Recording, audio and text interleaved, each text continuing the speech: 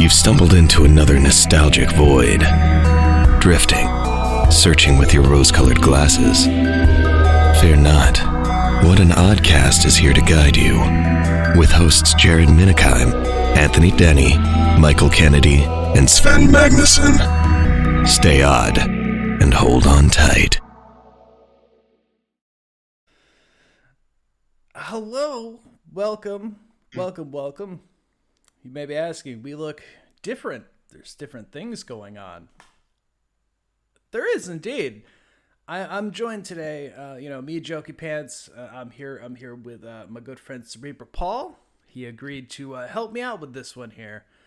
And we're with a very special guest, in case you couldn't tell, by the very fancy man sitting in our room right now, Mr. Jonathan Realz. How you doing today? Hello.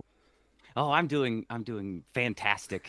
It's always great to be on a podcast. It's my favorite thing to do. Well, good. Because otherwise, we might have some issues being here. So we have Mr. Realz on. He asked us, if we'd be open to doing an episode, and it's new for Oddcast to do it. I think the only person we've ever really interviewed is my own father. And that's just about different horror books he wrote. So this is a whole new ballpark, folks. So buckle up for this one. Well, you should buckle up, because I'm here to tell you that you thought you were interviewing your father that first time. But today, it is in fact today, I am your father. Oh God! and that's why I wanted to call this meeting today, because I love you, son. Oh God, I might cry on screen, guys. Hey, I just got a message from the other guy. He said thank you because he didn't want to claim him anymore. By the way, he wants all the money he invested in you growing up. He says, if he's not yours, he put out way too much money. Yeah. Funny thing is, my father Fiend Gotts, he would actually say that too. Like, he would 100% be like, "Oh no, take him, please." So... As any good father would, please take my child. Fair. Yes, of course. But yes. Well, it's good to be here, and I'm happy that we can be one big happy family, and it's always nice to make new friends and make new family members. Well, especially the making new family members part. Yeah. So for everyone who you might be unaware, what is the marks? What is it that we've even said that we agreed for here? Okay, so that's fair. That's a very good question. So I reached out. I'm doing the rounds, I guess you would call it in the industry. I'm doing the press tour, as you would call it, where going around talking to different podcasts, because that's what you do in today's modern society, to promote my new film, The Marks. It's available now, streaming for free on Tubi. And it's also available on Blu-ray and DVD, but who buys those anymore? They're bulky, and they got you got to worry it gets scratched, But yeah, it's available everywhere. You can consume it the ways of the 1900s, or you can consume it, the new found way. Well, the cool thing is, if it gets scratched, you have a really nice looking coaster. Yeah. See? There you go. Perfect. It's all about your worldview. That's all it. about your worldview. Exactly. A nice shiny coaster. But yeah, so my new film, The Marks, is available now. It's a 90s comedy. I play Jonathan, which is a huge stretch for me. It's such a stretch. And I'm a video store clerk. In the 90s, which was my dream job as a kid. That's all I wanted to be when I grew up. Unfortunately, I became an actor, and it took becoming an actor for me to go full circle to become a VHS store clerk in the 90s. I had to either time travel or movies were the only option for me. Well, I think time travel would have been more fun, but hey, to each his own. Oh, you don't want to use the time travel loosely. You can cause problems. I mean, maybe. Who knows? Who knows? Maybe just maybe all the weirdness that happens when things get all weird, and maybe the Mandela effect and all that weird stuff. Yeah. Maybe that was just me trying to work at a VHS store in the 90s all along, and I don't want to own up to it. We've okay? solved it. We've solved all the issues. See, I would be a bad time traveler. I would time travel, see myself, and go, "What the hell were you thinking?" And then just disappear and just leave it at that. You just show up, you walk up to yourself and go, "No," and then leave. Yeah. No idea what for. That's for me to figure out. Yeah, That's yeah. Destiny's problem now. Exactly. Yeah. I think honestly it'd probably work out because it'd make you start going, is this the thing? Is this the thing I need to be worried about? You'd be very cautious the whole time. Yeah. It's like... I'll never be able to do anything. And that's what it's like to have anxiety, ladies and gentlemen. That's it. Yeah, it is. So now, with working at the video store for this movie, I did have a question. Sure. So, for towards in the opening, towards the beginning for this movie, we're shown that your character, he kind of puts out like the wrestling promotion tapes while he's giving other tapes.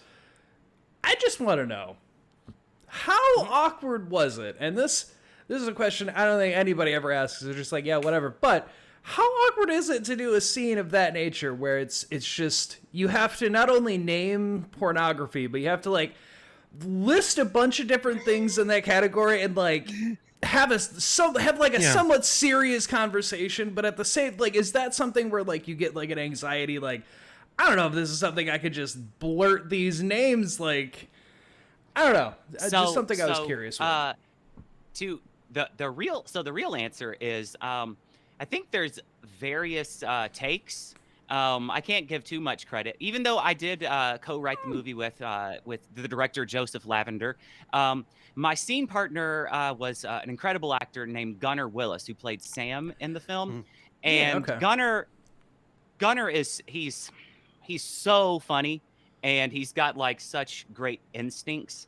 And there were some definite moments of his improv that kind of came through, where quite honestly, actually I was a little awkward that day. That was the video store. The video store scene was one of the first days we were filming, and it was my first day filming as an actor on set. So there had been stuff already been going, but like I hadn't already started acting in the movie at that point. And that was my first day meeting Gunnar, who was supposed to play my best friend. And you're kind of like you're showing up to a new day of work. Yeah. God, and so like you're having to yeah, and you're having to develop a level of like chemistry, and oh man, they're best friends that are co-workers, and you have to have that kind of relationship. And Gunnar he was such a professional that kind of like every moment that he could see that I had a level of free time, he would come and start trying to talk to me about movies or something. Anything that like somebody that worked in a VHS store would typically talk about, on like the job. What's your favorite scene in Star Wars? What's your favorite? Do you like Star Trek or Star Wars? That kind of stuff. Trying to, that kind of, getting into that kind of that mentality. Yeah. And it did create a dynamic that I do think eventually, I really think does shine through on screen. Gunnar is he's an amazing actor, and every time I can talk about that story, I always do, because it really helped me a lot. Like, it helped me find where I wanted my headspace to be. And there was I actually think we redid some of my lines after we did some of his close-ups, because we were kind of goofing off during his coverage, where I was improvising and we had to, like, I was off camera, I'm not even seen, and I'm kind of like trying to argue with him, and like it helped build like a weird like energy. Yeah. And we were like, let's Yeah, redo gotcha. let's redo Jonathan's close-ups. Yeah. So yeah. All right. Yeah, no, I gotta that's say, as I was watching, especially that part, you guys definitely looked like you were having fun. I mean, you know, it was beyond just the goofiness of hey, the keys to the back room, the bathroom, no, doesn't need a key, you know, type of thing, you know.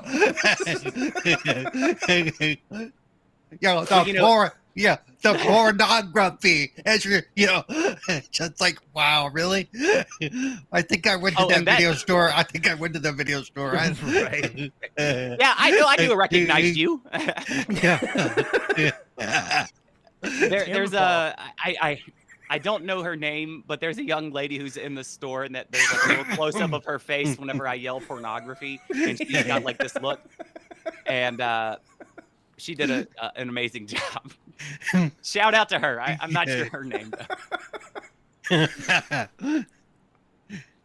What was that? You want to be in a movie? Here, stand here and listen to what we say. We're gonna do close ups. I mean, when you're working on a project, a lot of times the stuff you don't think about is the number of people that have to be, you know, in the background. Yeah. You know, people call them extras. I've done extra work before. I definitely like to use the term background artist. That's the fancy term, you know, because when somebody there are some people that are very, very good at being in the scene and not having any type of like verbal communication, but they can help make or break a scene.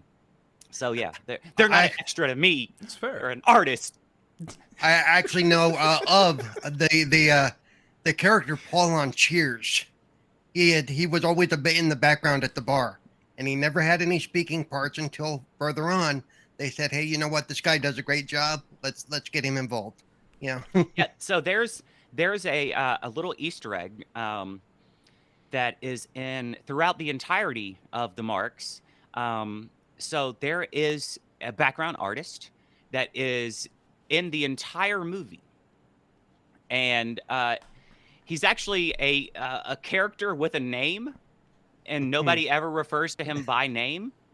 But he's named in the film, but never by a human being. It's just for the audience to find on further rewatches. So there's a whole extra little character named Randy that's throughout the entire movie of Marks, and he's one of my friends that I met in my 20s working at a pizzeria, and over the years we stayed friends. And whenever we were working on the movie, I had put like a little post out on social media saying that if there were anybody that I knew that wanted to somehow, you know, even if it was just being in the background of a scene, wanted to be in this movie, let me know. And very few people let me know, and he was one of them. I mean, and when he showed up to set, he had such like a fun energy with everybody on set. well, that's good. And he made friends with everybody, crew. He was helping out. Like, can I help you? Can I help you? He was anything he could do. He was doing way more than he should. And he just kind of like became the mascot over a couple days where he was working. And then it was like, you know what? We're going to write this guy into the whole movie just because we need That's him nice. here. This guy, Nice. adds a level of fun that we just need here. And so yeah, so it was for the audience and for us. That's So be on the cool. lookout for that I'll fun try little that. Easter egg. Look for Randy. Now I'm gonna have to go back through and like now I'm gonna have to pick that And he's out. credited, Like- by the way. He's credited. It's very uncommon for you to get a credit for being a background artist, but we credited all of our background artists, and especially Randy. Nice. Now, that's good if that's what they're trying to do, especially if they're getting on IMDb, and so at least it doesn't say uncredited. What does that mean? It's like Exactly. now speaking of extras and being on projects, you're also a man you've been on The Walking Dead. And that's another show that has many extras and things going on behind the scenes. So I imagine that's something that helped you there. That's probably my most recognizable thing that I've done. Although I will say there was another AMC TV show that I was on around the same time called *Halt and Catch Fire*. Yes. And that show, it did not get the viewership that it needed. It ran for 4 seasons. It's very good. It's like a hidden gem. It was like AMC knew they had something amazing, and they were just hoping the audience would eventually find it, and it never did. But it, yeah, that's I worked on *Halt and Catch Fire*, and with a few other Walking Dead cast members, and we, as that show was ending, and we were losing our job on the show, we get fired on the show. And that was actually our last day at work, which was really, it felt very real. And we all went to work on Walking Dead right after, which was like a huge change of pace because it was, we were all coders in a 1980s video game company. And then a couple of weeks later, we're in the apocalypse. Wow. Okay. But yeah, Walking Dead was a lot of fun. It was a really weird experience because you're going to work.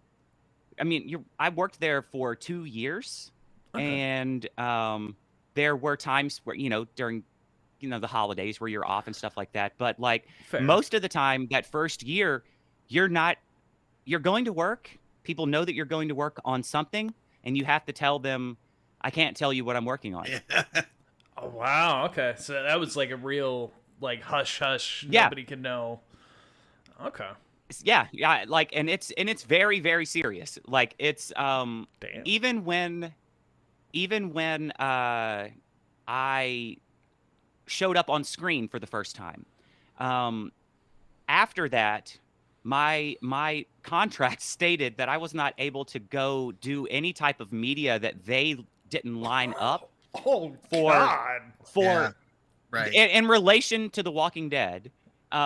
For a year until I died on screen. Like, I had to be dead on screen for a year. Yeah, so I kind of forgot that I did the show for a little while because I stopped talking about it, but like, so like I worked through the fall, and then it went to like holiday break, and then production comes back in the spring, and I went home for the holidays, and then took a job running a camera for like some cheerleading competition in the spring, and my phone started blowing up while I was at work, and I was like, why is everybody texting? What is happening? Is there an emergency? And I was on The Walking Dead. Oh. And I had completely forgot. Yeah, I was on that project, wasn't I? Oh, yeah, I did do that, didn't I? I didn't realize they had that year thing on the contract. I can't imagine being the actor who played Glenn going, I can't talk about this crap for a year until everybody sees it. Now they sign him up. They're putting him out there. They're pushing him into the media appearances that they want. Right. They weren't doing that for me. They were going, unless we tell you to, you be quiet. Oh, yeah. And but the other thing about that is like how secretive everything is. You're not even allowed to physically. I was not allowed to physically hold a script. Wow. Yeah, you had to. Wow. So they would have the printed copies, and they would be kind of like, oh, I'll let you look at it, and kind of like, I'll stand here with the notebook and I'll turn the page for you. Wow. And I didn't expect that. So they really wanted to control. They wanted to make sure there were no leaks, and especially 100%. for this. Yeah, okay. So this is a pretty it's a pretty crazy story, but Jeffrey Dean Morgan is dyslexic, and Crap. so I did not know this.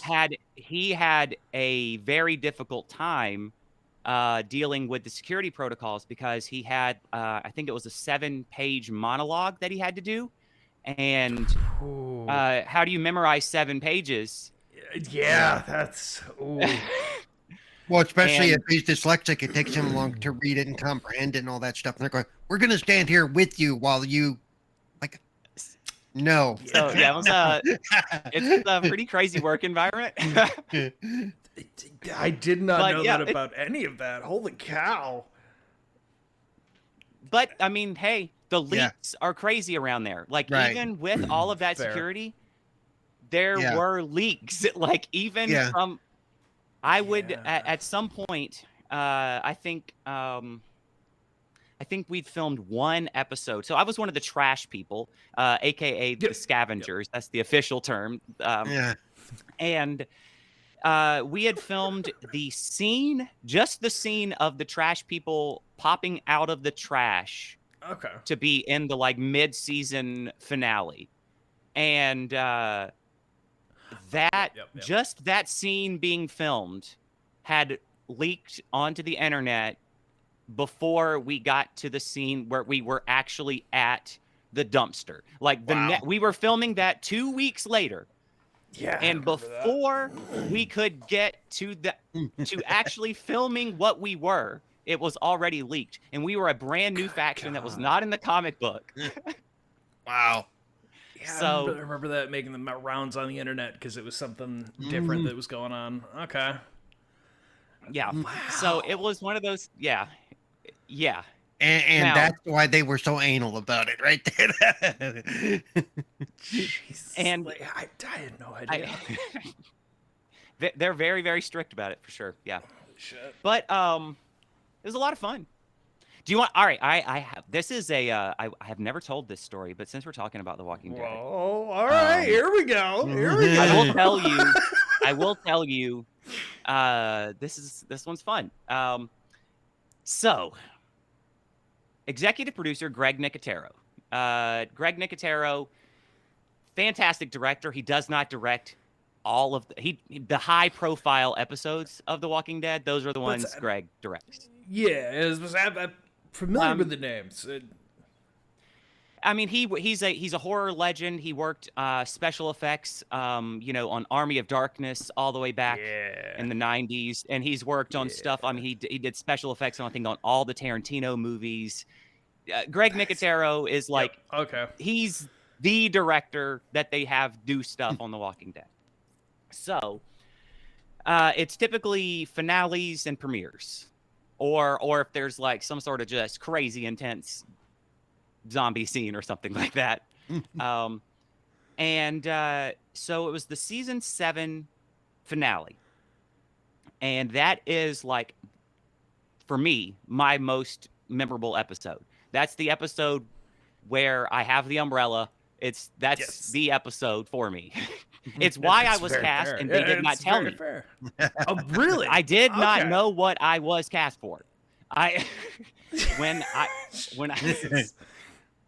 When I got cast, I almost turned down the role because the wording in the email was, "Would you like to work on The Walking Dead?" And I said, "In what capacity?" And they said, "I can't really tell you that right now." Nice. But And it was somebody. But I'd already worked with the casting director on *Halt and Catch Fire*, and he said, "But I can tell you, it is something good." And I said, "Okay, I'll think about it." And I talked to my partner, and she told me that it would be stupid for me to not take the role.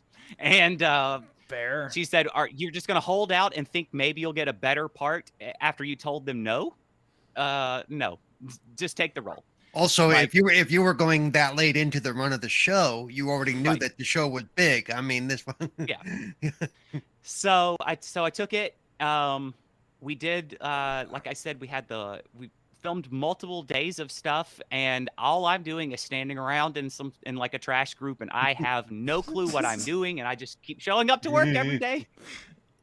And then eventually, it's the premiere, or not the premiere, the season finale, and it's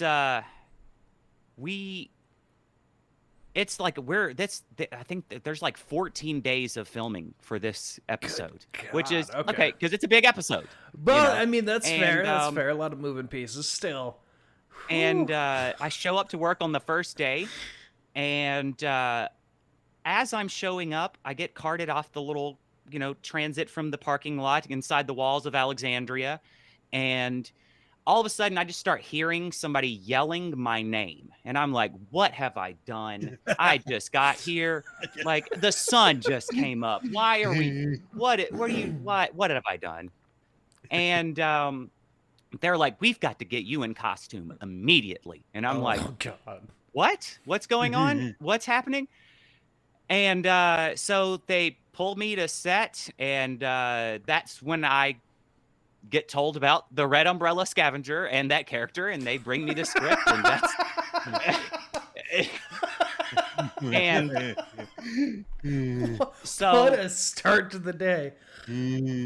So they showed me the few scenes that and what I'm going to be doing that day, and anyway, Greg Nicotero apparently thought my character was a stupid character. He thought it was a really dumb addition to the script, and he made it very clear that had nothing to do with me. He just thought it was a dumb thing, and he's like, I don't know which writer wrote this in, and he was a bitchin'. He was God. He did not like that it threw off the color balance of every shot. He's like, oh my, like there's red. Why do I have to have red in the shot and he would complain. Yeah, sorry, nothing against you, but man, I hate that umbrella. And that was fine. And so that was my day, and we filmed that whole thing, and then I kind of go back to just kind of chilling, doing the background artist thing while they're filming some of the other stuff. It's a big battle day. Then they come and get me to film a scene that is definitely not in the show. Oh God! It is the last. It is the last shot of the day. They are running out of time. It's golden hour, and they're trying to shoot this scene with a lot of moving parts. They have a lot of blanks firing, a lot of explosions happening, a lot of squibs going off, and they only have enough time in the day to do 2 takes. Oh no! And one of those takes is going to have to be the rehearsal. And when you have something so specific that had to be in the scene, like that red umbrella that Greg Nicotero hated so very, very much, that gets kept by what's called first team props. Now, first team props for season 7's finale, their job was very specific. They had to make sure Rick had his gun. They had to make sure that Negan had his bat. They had to make sure that Michonne had her katana, and they had to make sure that I had my red umbrella. And that was all first team props had to do that day. So it's the last shot of the day, and there's a lot of moving parts, and Greg is very, very stressed, and so is everybody else, because we can only do this shot twice. Once is going to have to be the rehearsal, but we're going to have to film rehearsal, and then we're going to film that second time, and then everybody has to go home because we cannot afford to keep this going any longer. But the first team prop master was nowhere to be found. Oh, no. And I am not allowed to touch anything that is not handed to me as an actor. So That means that my umbrella is sitting on that table and everybody is going, we have to roll. I am not allowed to pick that umbrella up. And everybody on staff knows that. And they're all going, can we get props here to give him his prop? Can we get props here to give him his props? We need someone to hand him the umbrella because it's union rules and I can't touch it. And they're very, very strict about props on a show where you have live weapons. So I'm standing there, Rick's gun, Michonne's knife, and the bat's there, and my umbrella's there, and no one's there to hand it to me. So a prop master that's not typically supposed to be there walks over and just picks it up and hands it to me, but he does something critical in that moment. He opens the umbrella. Ooh. And hands it to me. And I said, sir, I don't want to tell you how to do your job, but my umbrella is not open at any point, and it is not supposed to be open in the script. I cannot close this umbrella because you handed it to me open. Please close the umbrella and hand it back to me. And he said, keep it open. And oh no. I said, I don't think it's supposed to be open. They're yelling, we have to go, we have to go. So I go to my position on the other side of this hill, and we film this giant battle scene. And I come running up this hill with an open umbrella looking like Mary Poppins with... I was going to say, that had to have a parasol look to you. Pistol in my hand, shooting, running with a red umbrella. Wow. I run all the way through. All the explosions happen. Everything goes off. I get to my end location. Greg Nicotero calls cut and begins cussing out.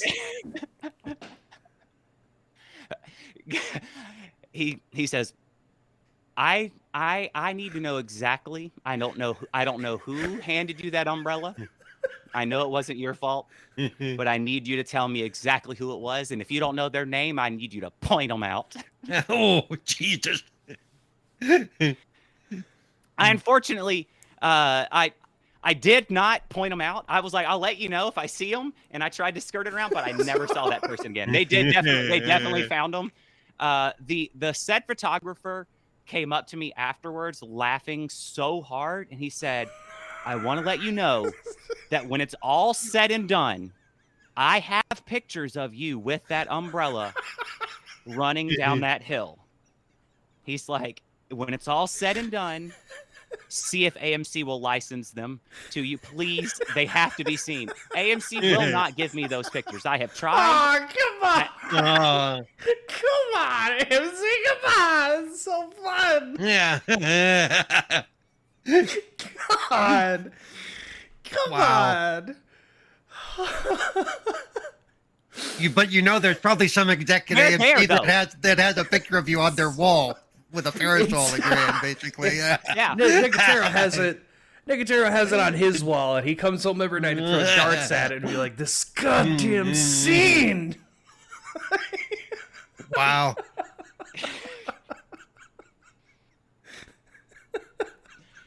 I mean, turns out he was right. It was going to be the bane of his existence. He knew on day one, 14 days of shooting, big battle scene, got to finally wrap this whole thing. And he knew it was going to bite him in the ass, and it did. Wow. Such a small little choice. Well, and that prop guy probably got canned because that was a major screw up. I mean, huge screw up. Trouble.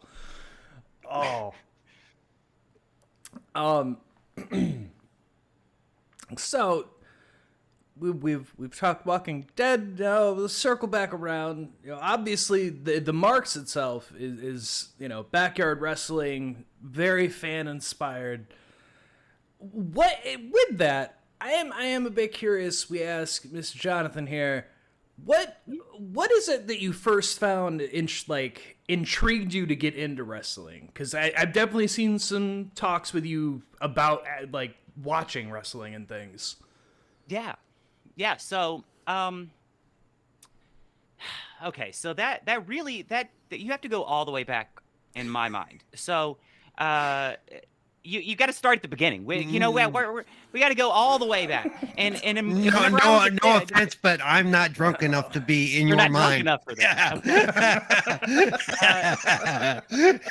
So when I was a kid, I would always watch professional wrestling with my grandfather, and whenever he was a kid, he would watch professional wrestling with his mom. All the way back. Wow. Whenever before Hulk Hogan was Hulk Hogan. Yeah. Wow. Way a long time ago. And so it's just kind of always been something that's I've been around, and there is a level of storytelling that I feel like is very, very unique to professional wrestling. The way that when professional wrestling is done correctly, when it's done right, when it's good, it's great, and there's a unique formula to it, and I think I agree that unique style of storytelling was right for comedy. And because with professional wrestling, one of the best things that you can get is a twist, or as they call it in the business, a swerve. And with comedy is all about the twist, in my mind. A lot of times, though, comedy is very predictable as far as like what the plot is. Yeah. When you watch, the jokes may be original jokes, but the overall plot of the movie, you've got 4 or 5 different stereotypical plots that kind of get shoehorned into various different form factors. You don't want it to be completely able to, you can't tell right away what's going to be happening. Yeah. So when Joe came to me about working on the Marks, it was originally a movie called Suplex. Okay. And it had already gone into production and failed early, like with his independent film studio, Black Flight Studios. And then he went on to make a couple horror movies, but he always had like a love of professional wrestling, but he just couldn't get the script off the ground. But then he had a couple movies under his belt and was like, maybe I want to circle back to it. And he knew that I had a history of writing comedy. And he also knew that I really loved pro wrestling and understood like how the narratives worked and how the plots worked and stuff like that. So he had me read the script and said like, is there anything to this? Maybe we can build something off of this. And he had the idea of, one of the biggest issues was locations with Suplex. The idea was that you wanted a guy to get, started, and it was very low level, and they work their way up and they become a pro wrestler, and it was difficult because you had to have venues and locations that went from small to large. Yeah. And he had the idea of, well, what if we zoomed out and went smaller? And and the idea was that a lot of people in the 90s, when they watched pro wrestling and they said, don't try this at home, they said, well, you don't tell me what to do. I'll try it at home if I want. Yeah. And so they did. So that's where backyard wrestling came from. And Mick Foley, one of the greatest professional wrestlers of all time, will tell you that he was a backyard wrestler before he was a wrestler. He copied what he saw on TV. The Hardy Boys, they did the same thing. So there was something to that idea. And so we wrote a movie called The Mark, not The Marks, The Mark. Okay. And that was a movie about a guy named Mark who got sucked into this world of backyard wrestling by going into a VHS rental store and renting a tape from a clerk named Jonathan, who just happened to be a guy that like helped suck people into this backyard wrestling promotion. And like that was my entire role in the movie. I was not supposed to be in any way a larger character. But the movie went into production, and some of the remnants of this original plot are actually still in the movie. There's the guy who comes to the store. His name is Mark, and he was originally the lead actor of the movie. Okay, But that makes sense. after Yeah. we'd been in production for a little while, Mark, the actor who played him, Robbie, got out. He's typically a theater actor, and he Okay. was offered a theatrical role that he really, really could not turn up or turn down. And he said, he asked if there was any way that we could halt production or postpone or do anything. And we tried to figure out if there was something to do, and we really just could not work around it. That's So we had to unfortunate. rewrite the movie and write out That's- the main character of the movie. And when we did that, the only solution was to make all of the other characters larger roles and make it more of like a supporting, like all the supporting characters had to become larger, and it became more of an ensemble film. And I really feel like that helped the movie in the like long term, because there are so many unique characters that I just don't feel like we would have had time to play with if we were That's- having to make you Yeah. have an emotional connection to Mark. Yeah, it's a very fair point. Yeah. I thought it was fun to, like I said earlier, you guys were definitely having fun, and there's a lot Oh, of little 100%. single throwaway lines that happen, like plug your ears, no, you're the one you hear out of, or whatever it was. It's like, I mean, just little throwaway things like that are just make it kind of fun. And- Well, I mean, everybody definitely was having fun. That Yeah. is for sure. Most of us For sure. have worked on a project together in one form or another. So it's like, the guy who played Bishop Moneybags, one of my favorite actors in the movie, Jason Louder. He and I had worked together on a different project, and we both had like super weird characters in that movie too. But we were small roles, and we sat in holding a lot, and we just kind of like chatted with each other, and we both knew that we liked wrestling. And when this movie went into production, he actually did not know that I had anything to do with it, and had been hearing that there was like a pro wrestling movie in production, and was like telling his agent, like, I really want to get in on it, but I just don't know who to talk to. And then he found out that I was working on it. And I was like, what, you want to be in this? Oh, absolutely. Send in your audition. I'll tell the director, like, just what are you doing? And there were quite a few other people, that had worked together on different projects. And so there was like an energy of like, oh, you're there with your friend coming to work every day. And I definitely feel like it comes through. I was about to say, I think that helps you overall when you're making something like this, where being in a wrestling setting, everyone having that family-ish mentality, like having a bunch of people that you are really close with, definitely helps it come through then.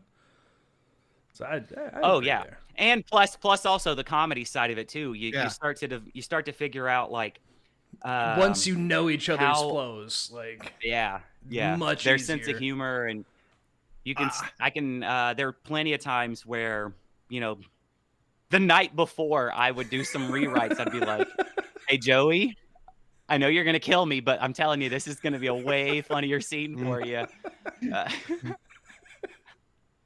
And you mentioned earlier there was some ad-libbing as well, where people would so then you would decide, okay, let's keep that. That's funny or whatever. Yeah. Oh yeah, for sure. I mean, the guys that do commentary, they don't get enough screen time, in my opinion, to real. But they're they were having so funny. Tim Casper and Robert McElroy.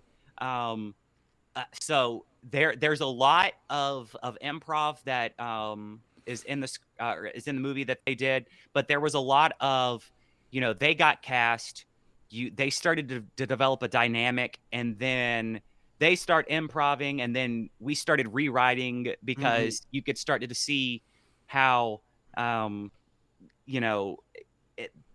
were taking the characters down a road that we were not prepared for, and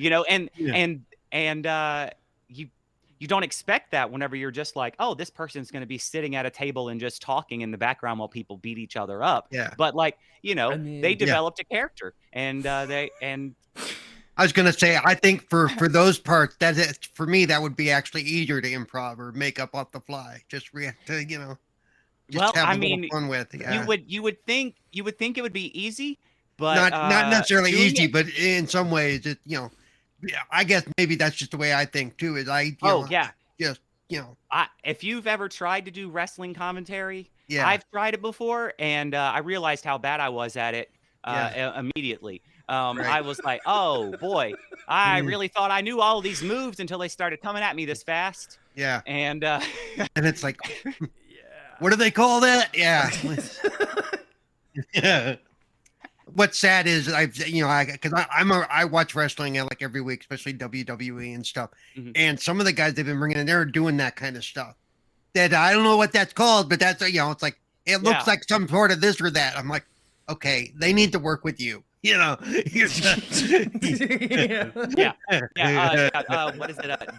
Joe on Monday Night Raw. Yeah. No, he's on SmackDown, right? No, yeah, Joe's on SmackDown. Yeah. Yeah, he. Every now and then, I'm like, come on, buddy, you're a professional. Come on, man. You get paid a lot. Yep. So, and I was going to say, for the other thing I do, we interviewed a guy who used to be a writer for NXT and all that. And he said a lot of times they don't tell the announcers what they're going to be doing because they don't want them to pre-spoil it by accident. So they do have to kind of work off what they're watching in the ring. And I think that's really the way you want to do it, because you want it to be organic. Yeah. Unfortunately, we didn't have that. We didn't get to do everything in one take. So this is all single camera. So our commentary most of the time was Robert and Tim sitting alone after they've watched all of the matches happen about 90 times, and they've sat there all day, and then everybody is going home. And now they're going to go sit at a table, and we're going to point a camera at them. And then now they have to pretend that those matches are happening again and that they are seeing it for the first time. And they're really excited. And see, that's Robert where it gets hard. That's where it gets difficult. Did a great job doing that. That's where it would get difficult. Those real pros right there. Beat that, Michael Cole. You couldn't do that, Michael Cole. Wade Barrett. I'm calling him out. That's calling right. Him out here. Yeah. Now, with wrestling as a whole, is there? Would you say like an era of whether it be Raw, WWE, SmackDown, any of it? Just a certain era that you feel is like one that called to you more, like was your favorite? I mean, I think it should be very, very apparent with my fan letter to the Attitude Era of the Monday Night Wars. That I have a soft spot for where the big boys play WCW. I was a very big WCW fan. I was watching. My grandfather was very mad when Hulk Hogan turned on Macho Man and delivered that leg drop, and he was very mad at Bash at the Beach in '96. I remember him sitting there and just shaking his head. He just couldn't understand why he would do such a thing, and I was with it. I was ready. I was ready for this new version of Hulk Hogan, and I was a very sad kid when WCW went under. I was a fan all the way till the end, even during when it got crappy with Vince Russo. I was I cannot stand Russo, and I hate watching him in interviews thinking he knows better than everybody else. I'm like, dude, you destroyed a company. yeah. We I joke all the time with that was the joke, the running joke on set.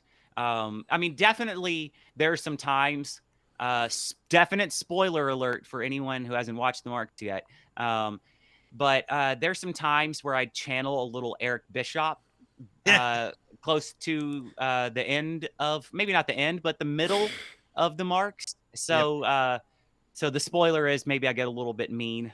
Who knows? I don't know if it's mean. I think I was doing the right thing. Anyway, but the Who's joke to on say? set the whole time was like, am I being Vince or am I being Eric? Who am I being right now? Because, you know, I'm bringing in, you know, the pyro girls to dance between matches and things like that. And that's definitely some Vince Russo stuff where he's like, that's what we really need is we need some half naked ladies. Are they going to wrestle? No, they're not wrestling. Yep. Are you an idiot? No. I will say that, you know, for all the hate Vince Russo gets, I think when Hogan did the thing where he changed his mind and said he wasn't going to drop the belt, I think Russo got screwed on that deal. I think Russo is correct in saying that they gave Hogan too much power. Yeah, for sure. But I definitely enjoy the product now, though. Yeah. Oh, yeah. I really have. I mean, I do feel like the past few years, wrestling as a whole has been just like the Triple H era, man. I mean, once Vince was out and Triple H could do what he had to do, it picked up a whole lot. I mean, even outside, even in the elsewhere, you know, wrestling has been, you know, on an upward trajectory for, you know, 5-6 years now. You know, with AEW when they first started, I think that they had a major impact on improving the business because it gave people somewhere to go outside of WWE until Vince was gone. And then now that Vince is gone, you know, Triple H, like you said, he's rebuilding what I guess has been just destroyed over probably the past 15 years. Yeah, that's a fair statement. Yeah. A couple of the few last PVEs that McMahon was involved in, you could see where he had his hand in, and you're like, no, that's stupid. You know, that's. We were filming the pay-per-view, as we called it in the Marks, and we were backstage, and Robert, who, like I said, a lot of times was just sitting and watching the wrestling, waiting to do commentary at the end of the day. We would talk about what was going on, you know, in WWE or AEW, because we did have a few folks from AEW pop up in the Marks. I don't know if you caught any of them. They've done, you know, stuff for like AEW Dark and some of they're not any like huge celebrities and stuff like that, but AEW's Danny Jordan was in the movie. I can't remember who else, but we would, you know, kind of talk about what was going on with the product, and like NXT, that's where you could see the future for the longest time. Like, and not just with the talent, you could see what Triple H was doing down there as whenever he was the head of NXT. And that made a lot of us real optimistic, because there was a lot of us that worked on the movie that were fans of wrestling in the 90s, and we wanted to be fans of the current product. We would hope so, but we couldn't be, you know? Like, we were just like, it's really bad, but there are occasional good moments, you know? That's was the mentality, and then it got better and better, and eventually Vince was gone, and here we are. Yep. And then, although now there have been some questionable decisions, I was very much so. Yeah. Big mad this past week on this R-Truth situation. I'm still. Turns out it was. And if you listened to, did you watch the after show last night? I did. And he's basically saying, I'm not buying it. I'm not Triple buying H it. saying it was a work. I'm like, I don't think so. Yeah. It's not. No one around the situation is agreeing with that. So everyone that talked to Truth over the past week said that he had been lowballed for over the better part of 2 decades with his Yeah. contract, and that they were lowballing him again in his contract, and that he didn't take it. And so they were going to let it expire, and that's what he let happen. Yep. And so that then when the fans started complaining that talent relations, which by the way, talent That's- relations let him go, not even Triple H. Talent Right. relations started reaching out, and then that Truth would not speak to anyone until Nick Khan himself called, and then he said that he would renegotiate his contract.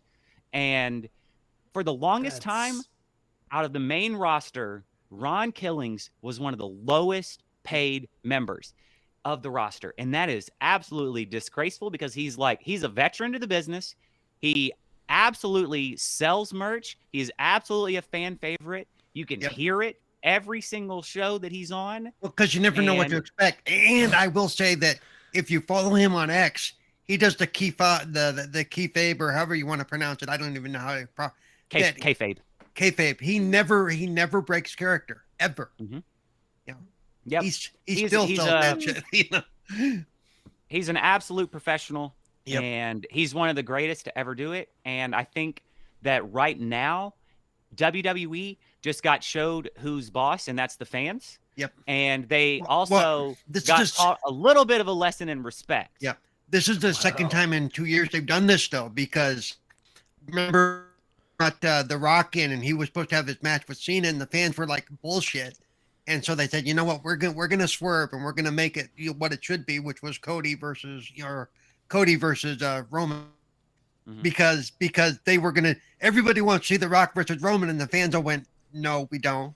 Maybe 10 years ago, yes, but now, no. Fair. Yeah. You know? Now, don't get me wrong. I actually wanted to see The Rock versus Roman, but not the way, No, the way that they were going to do it is Yeah. not the way that I think they made the right choice. Yeah, there was no story behind it. There was Right, no story exactly. behind it. It was They had their. I wanted to see that a story behind Yeah. The Rock versus Roman. that You're right. was That's that fair. was the same mistake that AEW makes. He does all his dream matches, but there's never a story behind these matches. It's like Yeah, we're just yeah, gonna you do it can't- because I want to see it. Well, It can't don't just do that. be action figures. You can't Yeah. just be like a billionaire playing with your real life play pretties, like your little action figures. Yeah, You know. which is exactly what happens at AEW currently. Yeah. So it's like, stop it. Get some writers in there, please, for the love of God. We want this to be good. My biggest hope for I guess WWE, aka TKO, is that by acquiring and working out these new partnerships with TNA, AAA, all this different stuff that's coming about right now, is that it kind of starts to become a little more like the territory system, Yeah. where you had people coming in and out. Like maybe the solution is that R-Truth doesn't need to be on WWE TV all the time. Maybe he pops down to TNA. Maybe he pops down to AAA. Maybe he pops into NXT. Can We you can see have- him popping into AAA? That would be fun. It would be fun. It would be, He can be anywhere. He would. And I think that if we had more locations and they were kind of all working together and you could see anywhere, any place, anytime, Yep. I think that's a lot of fun, Yep.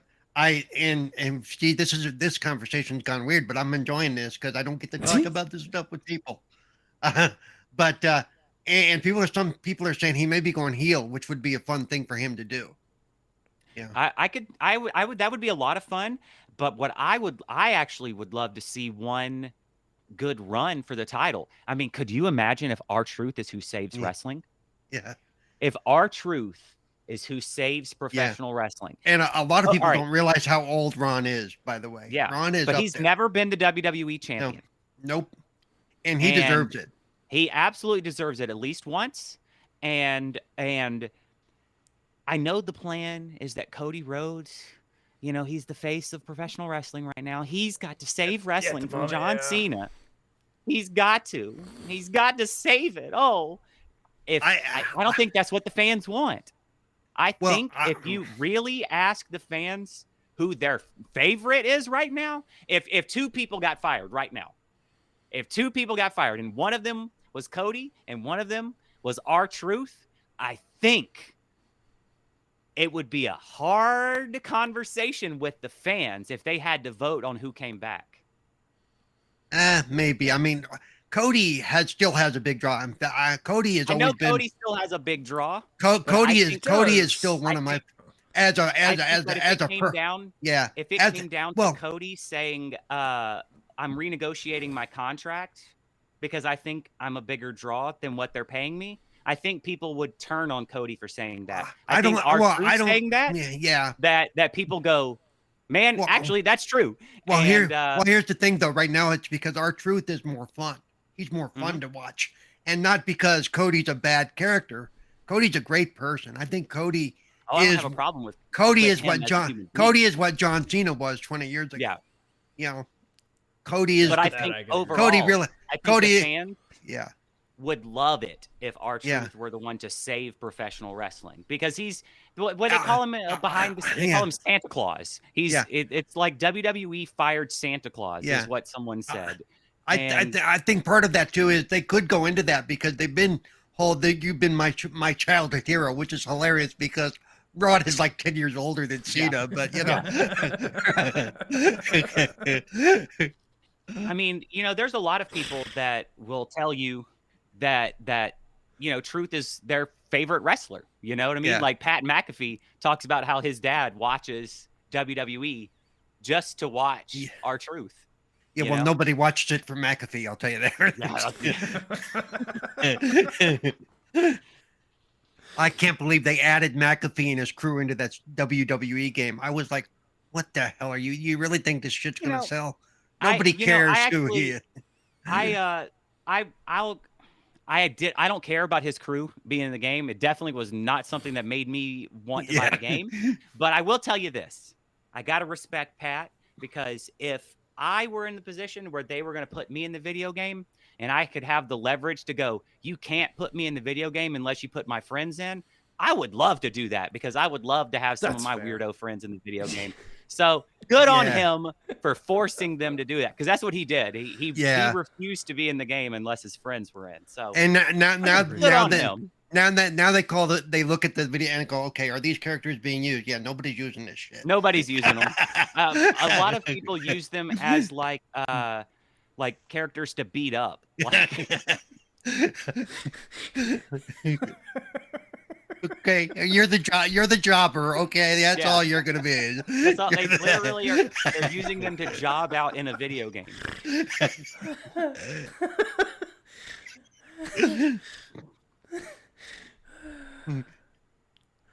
Do you create yourself whenever you play 2K? Well, I would, but they don't have wheelchairs in there, so you know. No. Well, why not? They don't. I mean, I would assume they would. I've been asking, but no, not so far. Yeah. Because I would assume that, I would assume Linda McMahon. Yeah, I remember that. Yeah. Or at least give me a crutch I can throw at somebody. You know, it's like somebody hacked in Godzilla. Yeah. Did you see that, where someone hacked in Godzilla into the game? Yep. I know that a good friend of my the other thing I work on and that I've interviewed a few times, Steve Barton, who was one of the producers for Terrifier 2. Mm-hmm. He does a lot of creations for the horror creations. So if you look up Uncle Creepy in the game, you'll find all the ones that he's created. Oh, yeah. I like this. So you're gonna want to check that out. Yeah. See, I love the whole getting to scan in your face. Yeah. Because I'm an actor and I just love seeing my face so much that I definitely have to scan it into the game. But no, it's a lot of fun to be able to. I love that. Like, if you would have been able to tell me back whenever I was playing on N64 that one day, man, I thought that was so realistic. Like WCW Revenge. Man, I thought those graphics were good, boy. That's right. If you could have told me back then that one day I would be sitting at my computer scanning in a photo of my ear. Yeah. To try and put it into a video game so that way my creative character could look exactly like me. I would have believed you, because that sounds exactly like something I would do. Yeah, but yes, I have created one that would be like my height and basic build for a wrestler, and being a Well, shorty. we got to get on them. We got to get on them about getting in that wheelchair because That wheelchair, like, yeah. we definitely need it for Linda McMahon.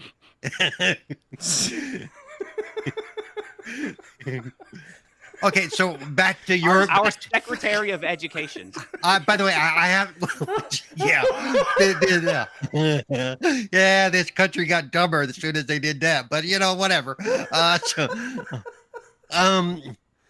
So I was gonna ask. So to me, you guys doing this movie, you missed the thing you could have made fun of. That stupid mullet that the guy was wearing through the whole movie. That had to be a hairpiece, for the love of God. It was. You guys missed a chance. Which, by the way, I got so used to seeing him in that I still forget that that he looks different. Like I see Joey Thurman, who played Jack Dixon. Yeah. And he's like, he's got a movie coming out like next week, and I see him in it. I'm like, ugh, what'd you do to your hair? And that's just how he looks. I'm just used to the mullet. Like, I want the mullet. I like it. I honestly, I was watching toward the end, going, there's got to be a point where he's wrestling and somebody rips the mullet off his head. But no, you never did, which kind of bummed me out. Yeah. We did lose the mullet a lot while we were in the middle of matches. Chick Donovan ripped that mullet off of his head many times while they were wrestling.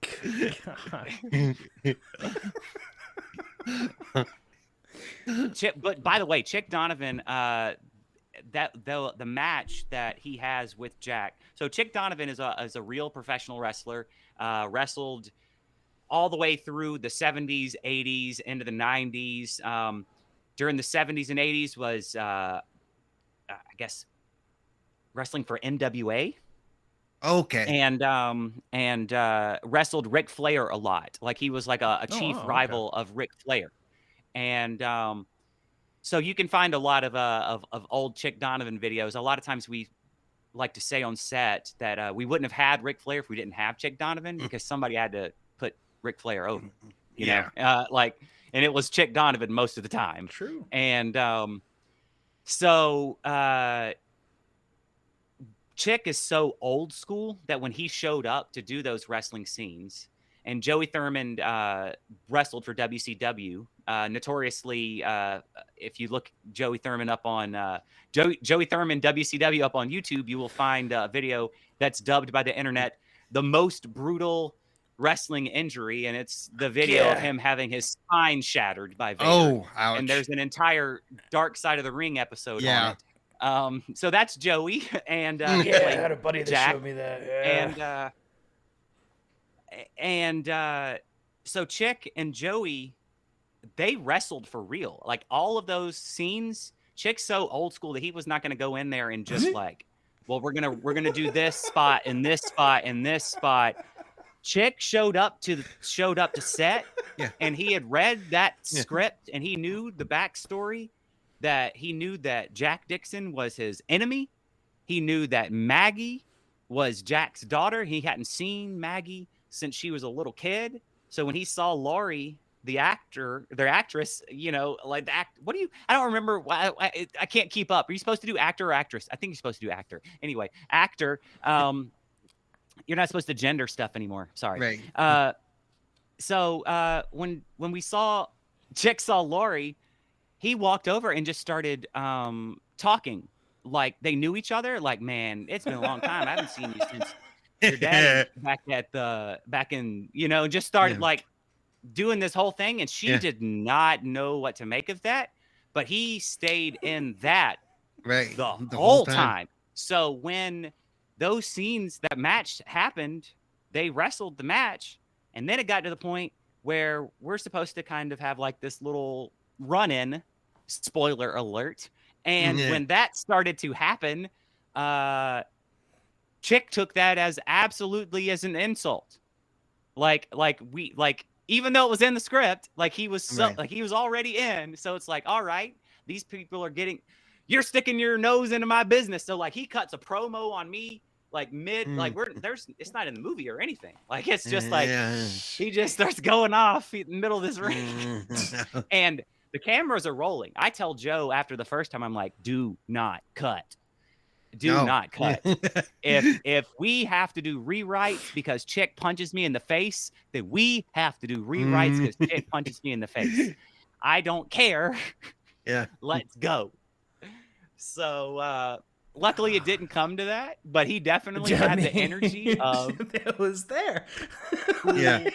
It was there. I will say that the fact that they were really wrestling helped sell this movie, because any of us that are watching 100%. this movie, if they weren't really wrestling, we'd call it. We would go, the wrestling looks like shit. They aren't really doing any moves.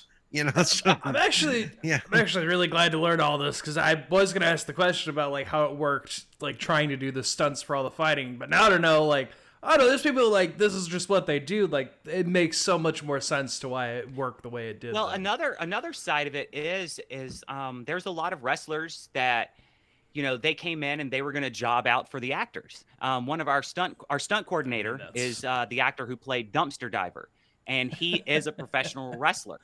And so Dumpster Diver, loses to pretty much everybody in MPWA at some point. And that's because he's the stunt coordinator. So every single actor that had to do a wrestling stunt had to learn it from him. So who better to do the move with? I mean, probably the safest way to do those. His daughter actually was Laurie's stunt double, who was Maggie Lightning. And so there's only one stunt that she did not do. And it is in the finale of the film. And I'm not going to give anything about that away, but but there's only one stunt that she didn't do, and you really can't tell. I think she was just a little scared.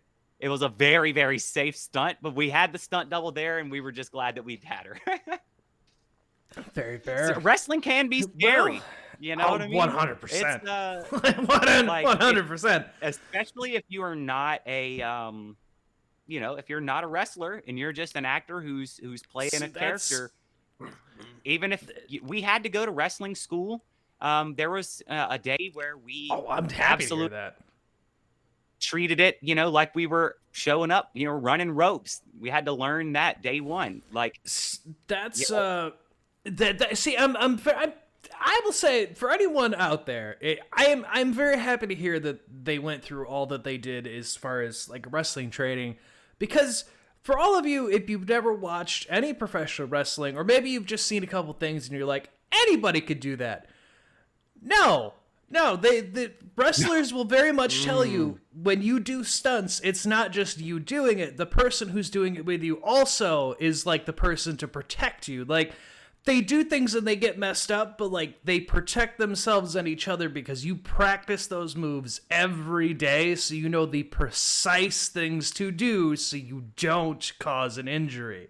So I'm very happy to hear that like there was that, at least, because yeah, it's dangerous. There's a lot of things that could go wrong if you don't know what you're doing with the person you're doing it with. So I'm really happy to hear that. I'll be honest. That's really cool. Yeah. Shelton Carter, who played Super Shotokai, he did his own stunts all the way through. Nice. Not a wrestler at all. His finishing move is a moonsault, and he learned how to do a moonsault. It's awesome. Like that's awesome. He worked with Brian Alexander, our stunt coordinator, every single day that wrestling was happening, and learned how to do a moonsault, and that was his move. Awesome. There was a time he got hit with a kendo stick, and it was not gimmicked. And that was because that was not, we were fine with it being gimmicked, and it was one of those situations where everybody involved in it we've already been filming for quite a while now. We've kind of got comfortable with some of the wrestling stuff, and it's like, okay, well, we've already seen so and so do this, and they've been hit with an ungimmicked steel chair. If they can do it, I could probably do it too. Like I'm not gonna be it. So but everybody involved, we were very, very safe with it, and I took the hit too. I was like, well, if I'm here, I'm gonna get hit with the kendo stick. I might as well get hit with it too. And so even the person who was hitting Shelton with the kendo stick was like, well, if I'm hitting him with a kendo stick, I better get hit with a kendo stick so I know how it feels. Yeah. And true.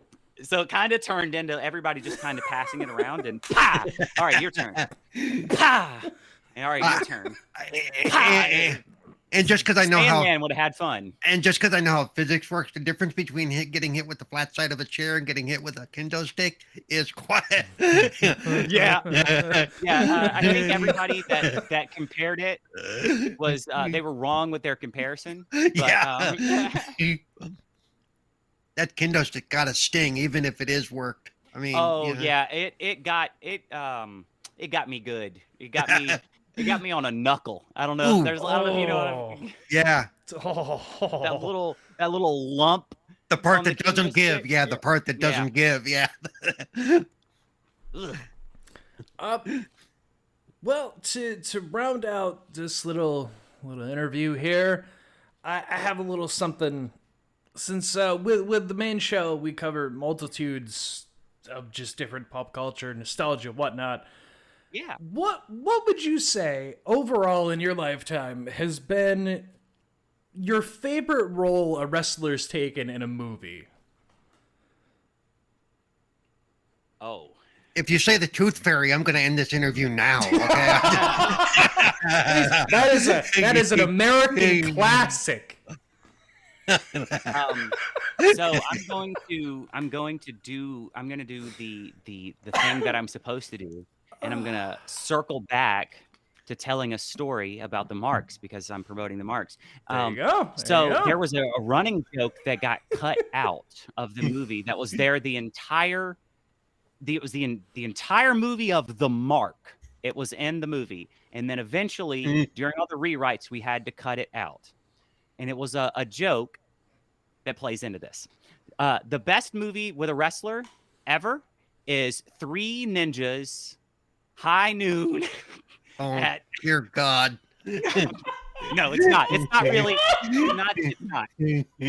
But we had references to that movie peppered through the entirety of The Mark, and it was such an obscure reference, and it was only for like the three people that found it amusing on set, and eventually we had to make an executive decision that nobody was going to care about this joke, and we had to cut it to make time for better content. So Three Ninjas, High Noon at whatever it's called, with Hulk Hogan. The best of the Three Ninjas movies. I was not expecting that. Let's see. A movie with a wrestler in it. I mean, The Wrestler was great. That has a lot of wrestlers in it. I mean, R-Truth's in it. Ron Jennings is in it. That's a... I guess there's not... I mean, when it comes to wrestling movies, or movies with wrestlers in it, wrestlers do play wrestlers a lot. Yeah. I'm just now noticing that. Well, then I would have to say, regardless of what I think of him as a person now, Hulk Hogan in the Rocky movie was pretty good. Yeah. A lot of things have come to light about Hulk Hogan in the past decade or so. Yeah. And it just keeps getting worse. Yeah, it's hard to sit there. Oh, I did want to ask about that. The doll at the beginning of the movie, was that was a Hogan doll, wasn't it? No, that was a custom Jack Dixon doll. Was it? Because it looked like the old Hogan doll they used to have for a while too. It was designed by from a drawing that I did based off of an old Hulk Hogan doll, and our prop master Jody, she was she was so good at her job. Like, there are so many custom things in the marks. I mean, pretty much every T-shirt that anybody wears is a custom shirt.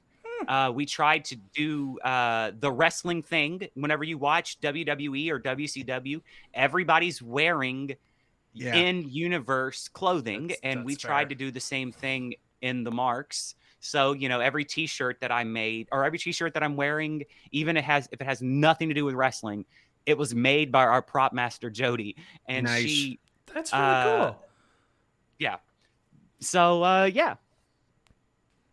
I got distracted on where I was going with that. But sorry about that. I had to ask about because the doll did get my attention. Oh, the doll. Yeah, the doll. Yeah, that's where it was. So there were two of those made in existence, and one I believe is in possession of Joey, who played Jack, and it was like an end of filming wrap gift for him.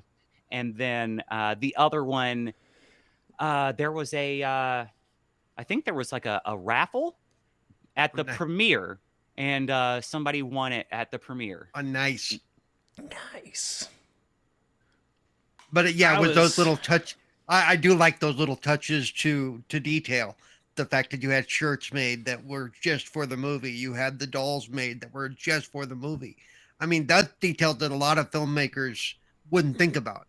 You know, I agree. Well, you know, some of it's out of necessity. You don't want to accidentally wear something that gets you sued. Right. You know, a lot of times as well. That's where you see people wearing just very indescript, stuff in movies. But we didn't want to go that route because it's pro wrestling. You know, in pro wrestling, they do everything's custom.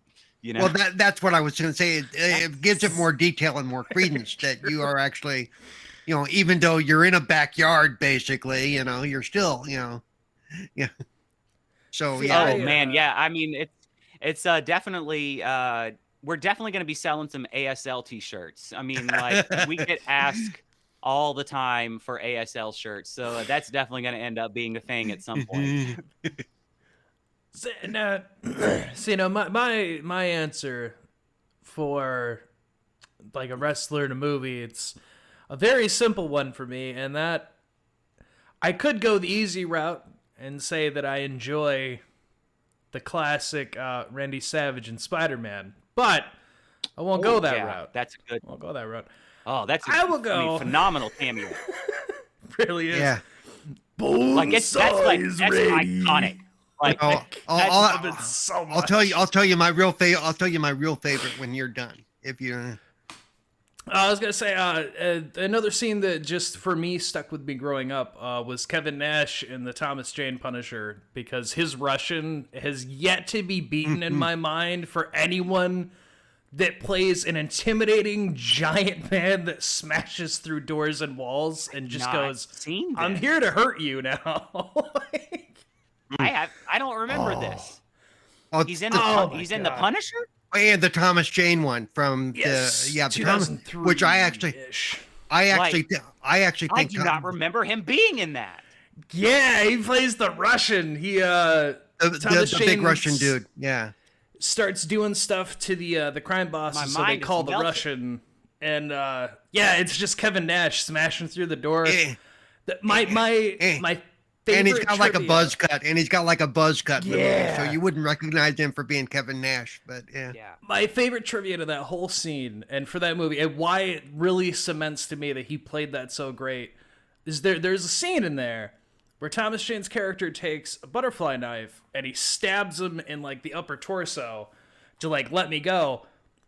Fun fact for that movie, they didn't swap out the knife for a fake one, and Thomas Jane and Kevin Nash had no idea.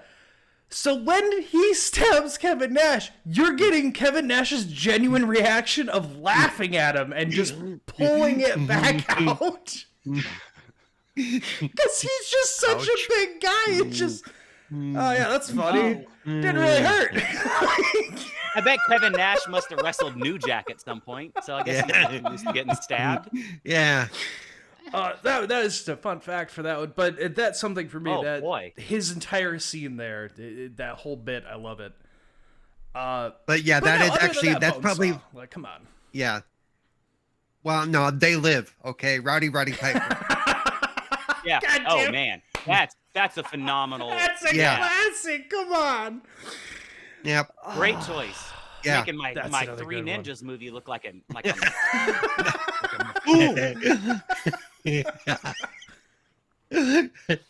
I forgot about the Yep. Piper.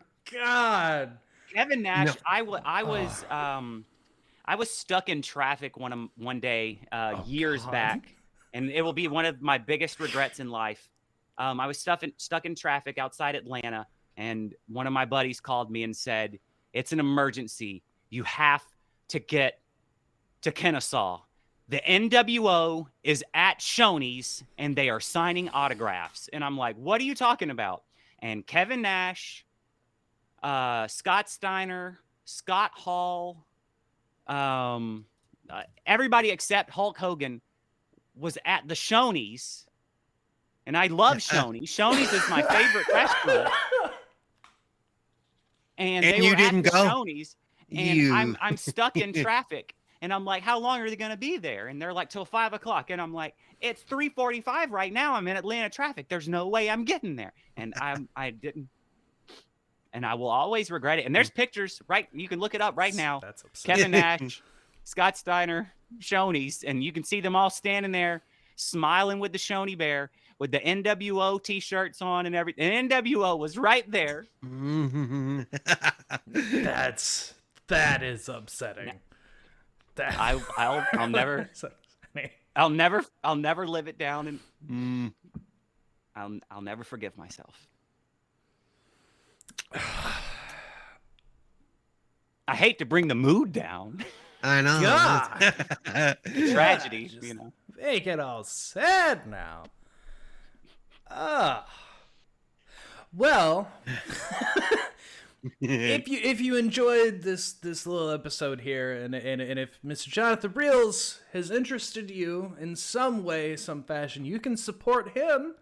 Go and find the movie The Marks. Go watch it. Give it a watch. Give it a listen. Give it a rate and review. Help this man. Help their project continue, because it sounds like they have other ideas and things they'd like to do. The best way to do that is always support people. So, chop chop. Let's go. Go support them. Well, thank you so much for that, and I couldn't have said it better myself. And I thank you for reading it exactly the way that I wrote it. He's not holding me hostage. Please don't send help. I wish I could say the same. No. No, This has been I fun. just hold Paul This has hostage. been an odd experience, and that's exactly what I wanted. He gets it. He gets it. But no, it has been a joy talking with you. At least this was interesting. I've learned some things that I didn't know, and I also got to learn some backstory for the entire movie with extra things that I just didn't know in general with history. So I'm okay with this. I learned some pop culture stuff that I didn't know. We all learned a little something. And I know that you asked me if anything needed to be cut out. To let you know, cut out everything I've said. Delete the interview. Delete the interview. This is I've hated this. Broke some contracts. We need to just delete the whole episode. The Walking Dead people are knocking on my door right now. They're already breaking down my door. Yeah. Negan standing out there with Lucille. Okay. We need to have a talk. But At with least that, my folks, umbrella's closed. seriously, go check out his movie, The Marks. Check out his movie, and if you remember from The Walking Dead, then why not just go check it out? You can see him some more. You can see other things that he's done. So go check out Jonathan Realz. Go check out The Marks. Check out the rest of our show if you feel so inclined while you're at it. If you're on YouTube, always like, comment, subscribe. Stay odd, stay happy. We'll see you on the next one. Goodbye, everyone. Goodbye. I'll see you at the family reunion. Yes!